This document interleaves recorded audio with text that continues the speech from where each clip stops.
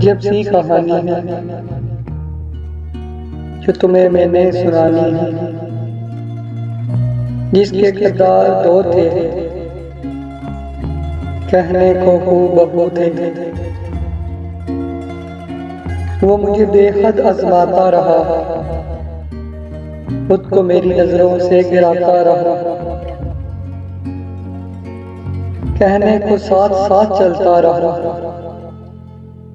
मगर वो रास्ते बदलता रहा।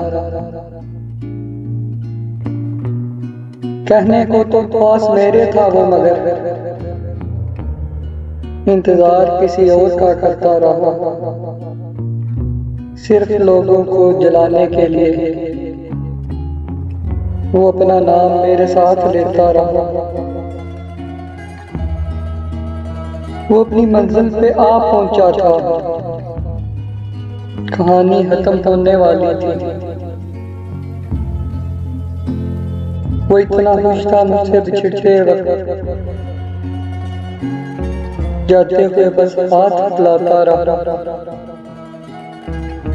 उसका साथ अच्छा लगता था मुसाफिर, उसका साथ अच्छा लगता था मुसाफिर, इसलिए खुद को बेवकूफ बनाता रहा।